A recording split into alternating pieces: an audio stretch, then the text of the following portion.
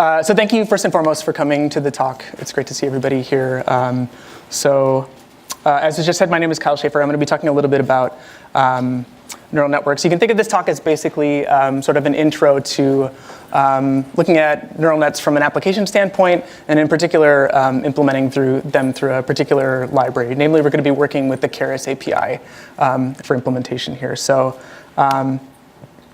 So let's talk about the main ideas that I had behind this talk. So what I want to focus on here is sort of a couple things, giving some examples and some context around common deep learning examples, but also sort of suggesting a different way about learning these things and learning deep learning in general.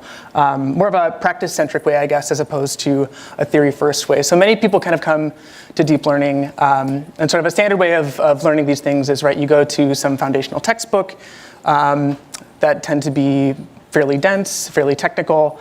And those textbooks tend to use mathematics as their main mode of communication, right? There's nothing wrong with that. We certainly wouldn't be able to do deep learning without mathematics. But for beginners coming to the field, it can actually be a bit off-putting or a bit abstract, right? And it's easy for people to kind of get discouraged and think that, well, if I have to go through this linear progression of knowing the mathematics and then proceeding all the way up until I get to actually building applications, it can be a little bit of a discouraging experience. So formal notation can be a bit confusing and abstract for someone coming into the field, and even for somebody who's been working in it for a while. So what I'd like to suggest is that we can instead look at a little bit of the fundamentals from a high level, just what are neural networks in general, how do they work, how do they represent data, and then jump into some implementation examples. And that can actually, the lessons that we learn from implementing these things can actually inform our experience going back to learn more about the fundamentals. So it's not that I want to sort of abandon any of the fundamentals or any of the mathematics. I just want to propose that getting into sort of an early implementation way of learning these things is not a bad way to go. And we'll do that through a couple ways, because we're actually at a really great point for learning this way. Recent deep learning libraries have made prototyping and implementing these things fairly quick. So there's a lot of good tools for us to use, and we'll see that as we introduce the Keras API. So the actual talk overview, these are the things that we're going to cover. We'll do a very, very brief overview of deep learning and some applications. We'll look at the Keras library and introduction to that, which is the main tool that we'll be using throughout this talk, as well as some other familiar scientific Python tools like NumPy. We'll look at implementing two examples of implementing neural networks, a convolutional network for object detection and an LSTM for document classification. And then we'll actually look at, once you've built one of these networks, how can you sort of probe into them to do useful things like architecture debugging, understanding data flow through your network, and maybe even visualizing some of the weights in your network. And then we'll wrap up. OK, so let's dive right in. Quick intro to deep learning. So we'll first start talking about feed-forward networks because they tend to be the prototypical example of deep learning models. And they're sort of the type of model that all of your other flavors of deep learning models are built upon. So they're a good starting place. So for the purposes of this talk, we can think about deep learning as basically the application of neural networks that have many layers to machine learning problems, right? They're applied to other problems in general. But for the purposes of this talk, that's how we're going to kind of think of these things. And the idea is that the more layers that we add to these networks, the more powerful our model becomes, and the more abstract features we can represent through our data. So this is a little bit different way of thinking about machine learning in general, as opposed to the traditional way of thinking about machine learning of spending a lot of time with writing code for feature engineering. The idea is that if we have a good network for our task, that network should be able to learn a representation on the fly that's advantageous for our predictive task. And so again, we're talking about feed-forward networks to start with, because they tend to be the prototypical example of deep networks.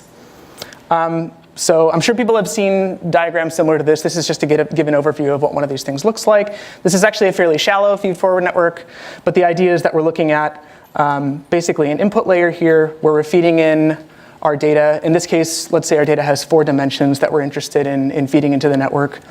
And then each of these layers is going to pass data to some hidden layer. And in this case, we're learning a hidden layer that will have 5 dimensions represented by these 5 neurons in this layer. And then after that, we'll pass this to a final output layer. So this might be a single node that's doing binary classification, a 1-0 choice about some data, or it might be a regression layer that's outputting a real value number or something like that.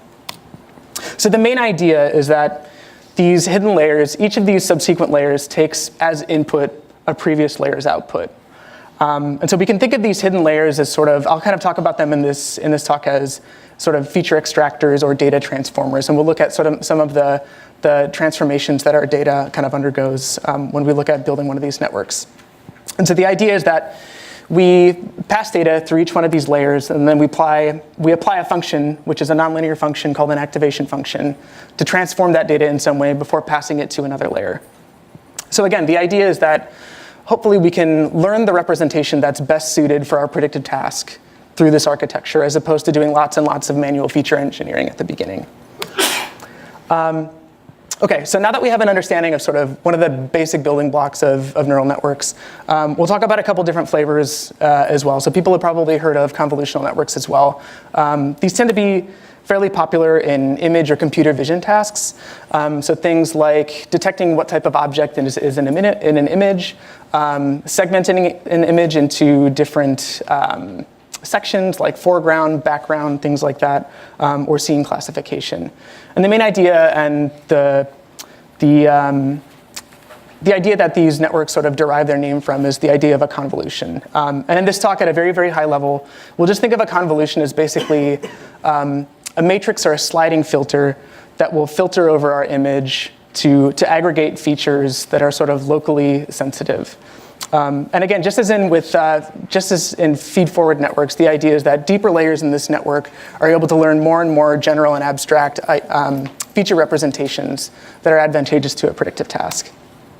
So one nice thing about convolutional networks is that since they're often applied to images, they're very straightforward to sort of visualize. So in this case, we're looking at an architecture here, right, where we're passing in some image, we're sliding a filter over it, we have some convolutional filters that are extracting features. We have some layers deeper in the network that are sort of aggregating those features together through a training process. And then finally, at the end, we're outputting some prediction. And so at each step, what this diagram has tried to display is that in the early feature extraction layers, right, we're detecting fairly low-level features, things like edges, corners, and things like that. And then by the time higher-level features get detected later in the network, the idea is that the network is able to represent more abstract things like object parts or maybe the nose of a dog or things like that. Okay, so you might still be thinking, what is a convolution exactly? This is a nice kind of animation to understand what these things are. So again, we can think of the convolutional filter as basically this yellow matrix that's being slid across this input image. In this case, we're just doing an element-wise multiplication from the matrix against each pixel value in the image, and then summing those up to have this aggregated feature over on the right. So that's sort of a high-level view of, at a very high level, how convolutional networks work. So finally, we'll talk about another flavor of neural network. We'll talk about recurrent nets. So just in the way that convolutional networks are sort of tuned and have special mechanisms that make them really good for computer vision tasks, recurrent networks work the same way with sequential data. So the idea behind recurrent networks is that instead of considering each dimension in your data set in isolation as an independent sort of data point, the idea is that recurrent networks will try to learn the dependency across each individual points within sequential data. So this makes them very popular for things like natural language processing, but also for other things such as time series analysis or other sequence learning tasks. They've also been recently applied to things like audio. So for instance, generating music after being trained on lots and lots of examples, or generating speech and things like that. And so folks have probably seen a similar diagram to this. So the main idea is that in a similar way to our feed-forward network, right, at each time step, we're feeding in some data to our network. And just like our feed-forward network, right, we're passing that into some data transformer that then outputs, in this case, a hidden representation of our data. But right, the important difference here is the lateral connections between these cells here. So each of these cells labeled with an A is a recurrent cell in our network. And each subsequent cell has information passed from a previous time step to the current time step. So this is an example of sort of the guts of an LSTM cell, long short-term memory. And so the idea here is that at each time step in your data set, an individual cell is taking in this past state, which is represented by this top arrow here. So this is sort of like summarizing all the past information that your network has seen.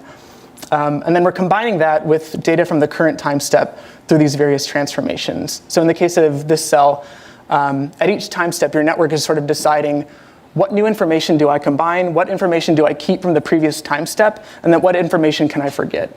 And so the idea is that you don't have to decide how back in your time series to look. The network should learn that on its own if it's a well-formed problem. OK, so we've talked at a high level about two different kinds of neural networks that we're going to explore in this talk. Next, we'll talk briefly about an introduction to Keras, which is the main tool that we're going to use to implement these things. So if you haven't, I'd encourage you to look at the Keras homepage. I'm sure a lot of people have already. There's some great documentation and examples there. But the main idea, and the reason I've chosen it for this talk, is that there's some really nice properties about the Keras library as far as existing software. The main thing being that it abstracts a lot of the implementation details. So it allows us to kind of think, instead of all of these different moving parts that we need to worry about, it kind of allows us to think in a modular way about, say, different types of layers that we'd like to incorporate into our network, then thinking about how do we string those things together to have data flow through our network. And so we can really just think in terms of this sort of sequential stacking layers workflow, and think in terms of model building instead of getting bogged down in a lot of the, say, optimization code or something like that. So the general recipe that we'll kind of look at for a lot of the examples here is outlined here. So the first thing we'll do is we'll use a pre-built class in Keras to basically build an empty container. And we'll see what that looks like in a second. And then we'll choose a set of initial layers that'll be used as our feature extraction layers, and we'll push those to this container. We'll link those layers together with activation functions that apply some nonlinearity and pass the data to subsequent layers. And then finally, we'll add some kind of output layer for our actual prediction. And that might be an output layer for multi-class prediction, a binary prediction, or even regression. We'll stick with the classification cases in this talk. So kind of filling out the example here, right? So Keras has this sequential class that we'll be seeing a lot in this talk. So we're instantiating an empty model here that we're going to push layers to, just as we stated before. In this case, we're just building a simple feed-forward network. So the first thing that we're going to push is this dense layer with the 100 units. So we're transforming our incoming data to have a dimensionality of 100 within this layer. Then we're linking this layer to another dense layer with this activation function. There's a series of different functions that you can choose from. We won't worry too much about that in this talk. Then we'll add another layer, and then finally pass this to our final layer, which is just a single node in this case. So that's the main idea behind Keras, and we'll sort of understand a little bit more as we go through additional examples. So let's do that now. Let's look at a couple different examples for actually implementing some neural nets for some specific tasks. So the first thing we'll look at is a convolutional net for object detection. This is basically straight from the Keras example. So if you want the full source code, definitely look at the Keras GitHub and look under the examples for this particular example. So there's another sort of nice built-in aspect of the Keras library in that they provide a lot of prepackaged data sets. So if you're familiar with using tools like scikit-learn, this should look familiar to you, right? Scikit-learn comes with things like the iris data set for you to use and play with in a very quick way. There's a couple of canned data sets here as well. So for the object detection task, we'll look at this initial data set, which is the Cyfar10 data set. So in this case, we have a data set of 50,000 fairly small images, and the idea is that we want to train a network to bin each of those images into one of 10 classes. So say a dog, a cat, a frog, or something like that. So looking at some initial code, basically what we'll do is we'll import a function, or a class rather, that will load these data sets pretty nicely into train and test splits, so we don't even have to worry about that in this case. We'll import another function that we'll use to transform our labels.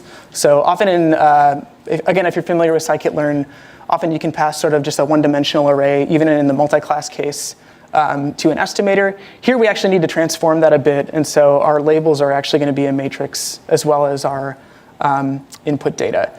And so the shape of that matrix, as you can see at the bottom from our training labels, is just going to be the number of rows being the number of instances in our data set, and the number of columns being the number of classes that we want to predict. So we have a one-hot encoding of those labels going in. And so this, if folks haven't worked with sort of like multi-dimensional arrays or tensors, this data format might look a little strange. So what we're looking at here for the training data is just 50,000 samples, and each sample is an image, which is 32 pixels up and down, 32 pixels across, and then has a dimensionality of 3 at the end, 1 for each color channel, red, green, or blue. And so what's nice is that we can actually slice into that array just as you would any other NumPy array and look at some of the incoming data. So here I think it looks like we're looking at a frog. My neural net detector would maybe not be so good at this task, but hopefully our net will be. But it's just to show you that it's a very similar sort of data type as a lot of other tools that you're probably familiar with. Okay, so now we can actually get to building the code for the network. We'll start with some input statements here. A lot of these should look pretty familiar. The ones that we'll focus on here, since we're building a convolutional network, will be this con2d class, which allows us to quickly stack and build up convolutional layers for feature extraction, and this max pooling layer, which will do some of that aggregation that we talked about in our initial diagrams. So let's look at how we actually put this together. So again, first off, we'll follow the same recipe as before, right? We'll instantiate sort of an empty model container using the sequential class.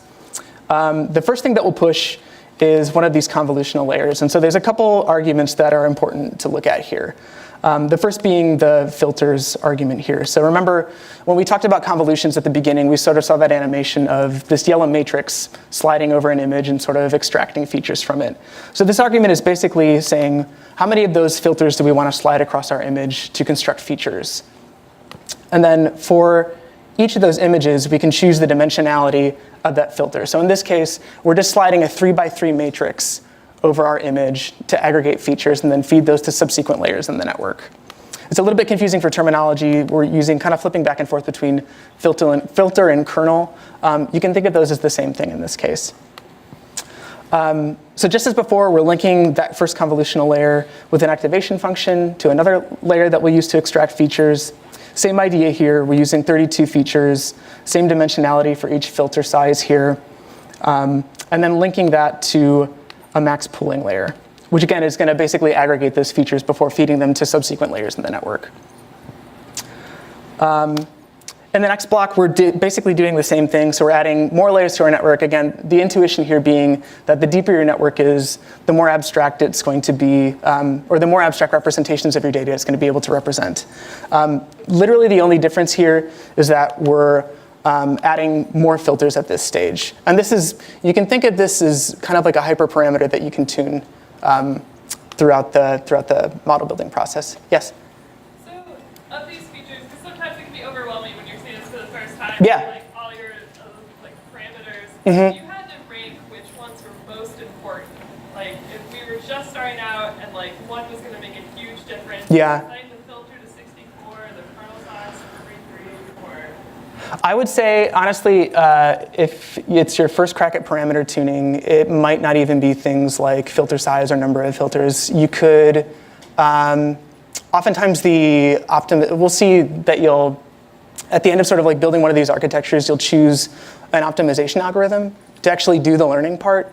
And often the choice of that algorithm can have a big effect on your learning task. And there are other things with that algorithm that you can change as well. So you can change things like the learning rate. And so the value of that learning rate can be thought of as how aggressively do you want the algorithm to try and learn the function that you're forcing it to learn. But for things like this, I mean, really, I would focus on examples. And then if you sort of start at, say, swapping in a different learning algorithm or changing a learning rate or something a little bit more general, then you can sort of drill down into these layers and look at these things. But that's a good question. And this is just to kind of say that, like, it's easy to think of these things as a black box, but you can sort of go in and tinker with them. But you're right to point out that there's a lot of moving pieces. So that's kind of what makes architecture building sort of a little bit of still an art more than a science. OK, yeah? Are you initializing the value of the filters there as well, somewhere? Yeah, somewhere in the guts of the Keras code, those filter values are being initialized.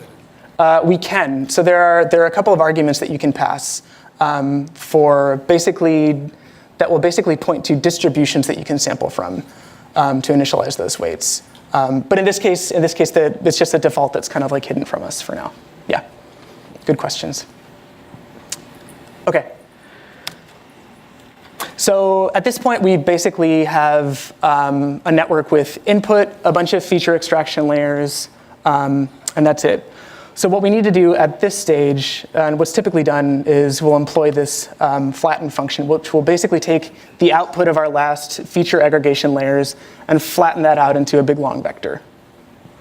And we'll feed that vector into another dense layer in this case. And again, these are sort of individual design choices that you can make in building your network. And so at this stage, you can think of these dense layers as sort of the start of a feed-forward network on top of your convolutional filters.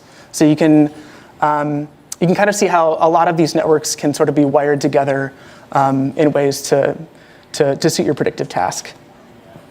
And so here again, we're applying a nonlinearity to link this layer to a final prediction layer, which has 10 nodes, one for each of our classes that we want to predict.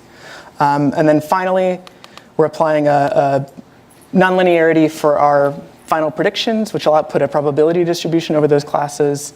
And we're choosing the learning algorithm here, which I talked about a little bit before, and some metrics that we'd like to see during training. And here, right, once you finally built your model, this should look very, very familiar to folks who are familiar with scikit-learn, right? We have a fit method, and we're calling it on our input data, our labels. The only difference here being that we have an epochs argument, which basically states how many times do you want the network to pass over the training data in order to do its learning. OK, so that's it for actually building the network. So as with all machine learning algorithms, right, we can rely on different performance metrics that are probably familiar to people, things like accuracy or precision, to sort of have a high-level understanding of how our network's doing. But sometimes we may need to look at more nuanced options for, say, debugging a network or things like that. So in this case, what we'll do is we'll actually visualize how confident a model is in predicting for an individual image. So for this, we can write a simple function. I don't want to get bogged too down in what this function does. But basically what we're doing here is that we're feeding in a model that's already been trained as one of the arguments. We're feeding in the image that we'd like to produce predictions on from that model. And then we're storing the probabilities here by calling the predict method from the model that we've trained. And then we're basically showing the image and then showing the classes that we want to predict. So let's look at the first image that we looked at, right, that we kind of thought was maybe a frog, sort of, kind of. It would actually see that the model kind of, sort of, maybe thinks that's a frog as well. It's obvious that the model's pretty confused about this, right? So here you can see, right, this is our individual image here. This is a little bit difficult to see, but across the bottom here, we basically have our classes. And we can see here is the frog class. And the model doesn't quite understand that's the prediction that we should be making for this particular image. So in the debugging process, this is sort of something that you can use to qualitatively go in and explore some of the results of this model. And so this indicates not just that the model is wrong, but that the model is actually unsure about which of any of these types of classes this image fits in, right? So that might inform the kind of debugging that you do later on. So going forward, some things that you might want to try with some of these networks, you can always add more convolutional layers.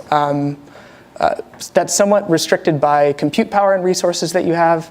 These things can quickly take a long time to train if you build deeper and deeper networks. You can look at different optimizers or learning algorithms and tuning learning rates. And you can also use qualitative debugging tools like the probability output that we looked at before. OK. So we'll quickly go through looking at yeah? There was not a step for batch normalization. Is it done inherently, or which is ignored? Some of it will, it won't be done. There's a built-in class that you can actually use in the Keras API that will do batch normalization for you. Yep, exactly, yeah. Good question. Okay, so very quickly, let's look at an example of a different predictive task. And here we'll actually go through some of the data preprocessing steps. So in the previous task, right, we sort of had a canned data set, which was nice to work with, and we didn't have to do much preprocessing. In this case, we're working with text, which typically needs a little bit more preprocessing to be done before being fed to an algorithm. So in this case, we'll look at a data set of tweets that contain disaster-related keywords. So it might be tempting to think that if a tweet comes in and it has a disaster-related keyword that we should, say, have some alert about it. But since social media text is often noisy, we're not guaranteed that each tweet that has some disaster-related keyword is actually about a disaster. So in this case, what we'd like to do is we'd like to build a binary classifier to basically filter out those tweets that are not relevant and keep those that are relevant. So we can read in this data, and I've included this. There's a GitHub repo with all of this stuff here, and this data is included with that. We can read in this data as a data frame here. Here we're just looking at the text in one column, the string label in another column. So again, relevant means something that we'd like to keep as a positive example, and then there's another class called not relevant. And we can see the distribution of those two things here. So we can see roughly there's about a 60-40 split between the different types of classes here. Obviously, it's not surprising since it's a Twitter data set that the majority class is non-relevant, but just kind of a good sanity check to see that our class imbalance problem isn't too bad before we feed these to a model. So before we feed the data to a model, we'll actually need to create numeric labels. So that's basically what we're doing here. We're creating an integer label where we're mapping relevant to 1 and not relevant to 0.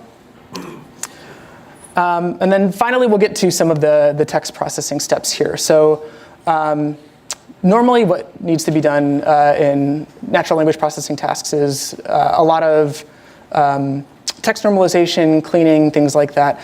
For this case, we won't get too involved in that, but we will look at two tools that are packaged with Keras that are pretty nice to use.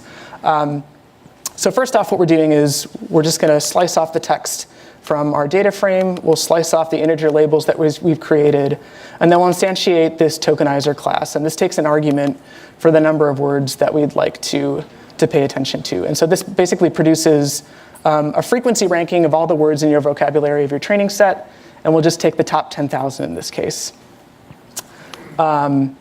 We'll fit the tokenizer class on the text that we've constructed. And then to actually feed into the network, we'll need to create sequences. And instead of having sequences of strings that get fed to the network, what we'll do is we'll use this text to sequences method to actually map each of those words to an integer. And you can just think of that integer as an ID for that word. So now what we're looking at is a list of integers, each integer mapping an ID to a word. And then we'll pad those with a set of zeros at the beginning of each of these lists. And so you can see that our output shape for our input data becomes this matrix of around 10,000 instances by 32 columns. And the first element in our data, again, is just a series of different integers padded by zeros at the beginning. So what we've done here is we've transformed each document into a sequence of integers. Again, each integer can be just thought of as a word ID. And since not all of our documents are guaranteed to be the same length, what we do is we find the maximum length of the length of the maximum document in our training set, and then pad each document that's shorter with zeros. Okay, so those are the pre-processing steps. This is a fairly similar outline for building the model. The differences here being that we're importing some different classes, one being the embedding class, which basically just learns a representation for these words through the model training process. And then obviously, since we're building a different type of network, we're going to import the LSTM class. And so all we're doing here is, again, following our same recipe of instantiating an empty model container, adding an embedding layer, adding a recurrent layer with 64 units, and then finally adding a dense layer at the end to make a single prediction. In this case, right, since we have a binary classification problem, we're just going to predict either 1 or 0 at the end. OK. And then fit as before. The only difference here, right, we're calling a specific batch size for this argument here. So a batch size is just indicating how many samples in each update for the network the model should see. And there's various other arguments that can be taken in the fit method as well. OK, so additional things that you could try with building a document classification network. We've talked a lot about LSTM networks. There's other recurrent layers that you could try that come as classes in the Keras library. GRUs or gated recurrent units. You could also try normal recurrent layers as well. And then there are interesting things even before we start building the network, right, about text processing. So in this case, we have tweets which contain things like hashtags. So there's a sort of a design question there about should we process those the way we do any other token? Should we remove those entirely? And then another thing to experiment with would be using things like pre-trained embeddings in our embedding layer. OK, so we're running a little bit short on time. So let's go into the final stage of the presentation here, looking at some of the feature extraction layers or some of the output of those layers to understand what's going on in our network. So often we'll see a particular example that maybe we can bring off of the shelf, and we'll try to sort of fit that example to our particular machine learning problem. But in some cases, we'll need to tweak things or modify the network in some way in order to make it fit our problem best. So in this case, let's look at adding a recurrent layer to our LSTM from our example above. So in this case, we're just building a function here that will return model architecture. That's the same as our last LSTM network. The only difference here is that we're adding a couple layers here. So after the first recurrent layer, we're adding another recurrent layer with 64 more units, and then connecting that to another dense layer before outputting a prediction. Right? So the thought here being that maybe we don't have a powerful enough model for our prediction task, and so we can add more layers to add capacity to the model. And what you'll see if you do that is you'll get this nice error here. And so you'll see basically at the bottom, there's this dimension mismatch where our second LSTM layer is expecting a dimensionality of 3, but we're only passing a dimensionality of 2. So you might think, what the heck? How do we get around that? One tactic that you can employ is to basically build sort of partial networks. So instead of building the network all the way down to your prediction layers, you can basically build the network all the way up to the layer before the one that's throwing an error, and then feed data through that to see what the output is. So in this case, we're just building sort of a partial network where we're only including an embedding layer and an LSTM layer, and then we'll just feed some fake data through that to see what the output is to sort of understand and diagnose the problem from there. So here, we're calling that function above to build our partial network that we're going to use to predict on data. We're producing some fake data, which is just going to be 100 rows by 100 columns.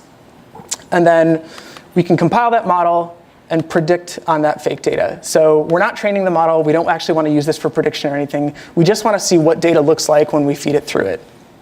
And so in this case, we can see that indeed the problem is that we've only got 2 dimensions in our layer, or in our output data there. So there's actually an easy fix for this. One thing that you can do is that each of these LSTM layers has an argument for returning sequences. And if you flip that to true, and we feed data through our network again, now we see that we have a 3-dimensional output, which is what's required for our network. And so in this case, we're outputting actually a sequence of the data points that come from that LSTM layer, and then feeding it to a second recurrent layer that then kind of cascades through the rest of the network. OK, and this is just an example that indeed this fixes the problem. So this is a common issue that's experienced in building these networks. Often there's a mismatch between the dimensionality of your data, and this is just sort of a principal way to kind of go through, look at what's happening in data flow through the network, and then debug. So finally, we'll look at actually visualizing a layer in one of our networks. So we'll look at what I'm kind of calling task-specific word embeddings. So often, people have probably seen plots of word embeddings that are learned in an unsupervised way that sort of capture semantic relationships between words. But we've also seen that word embeddings can be used as an input layer in our model. And the weights of that layer can be tuned for our predictive task. So we can actually pop those weights out and visualize what they look like for our predictive task. So in this case, I've trained offline in LSTM for part of speech tagging. And so we're popping out the layers of that embedding layer and seeing what kind of representations it's learned in this case. So the first thing that you'll notice is that we have some pretty tightly connected clusters of words. And so we can actually zoom in and see what some of those words are and see what the representations are that our network is learning in this case. So if we look at this cluster here, we actually see that the network in its learning task, right, which is sort of like a grammatically centered task, is learning a cluster of words in this case. If we look out to some other clusters as well, we can actually see that it's also learning some more grammatically nuanced things, right? So in this cluster, we can see that it's actually learning plural nouns. So things like minds, passions, postcards, et cetera. And we can actually see that it's actually learning different tenses of verbs as well. So here we have past participle verbs down here. So things like tracked, improved, singled, questioned, things like that. So this is just to show that it's a nice kind of debugging tool to see that, to basically provide a sanity check to see that our network is learning the things that we think it's learning. Okay, so I will wrap up there. So what we've done is we've gone through some popular architectures. We've kind of gone through a very, very quick and dirty overview of deep learning in general and some popular architectures that you can implement with this tool. We've learned about Keras as a tool to implement these and sort of pick apart models to understand what's happening a little bit under the hood, and looked at ways to kind of peer into the network for debugging and also for visualization. At a higher level, I hope I've taken at least a little bit of the mystery out of neural networks. It's really easy to treat these things as black boxes. But hopefully this gets you started on some examples that you can implement yourself, pick apart, break, figure out how to fix them, and kind of go from there. And with that, I'll conclude. So thanks.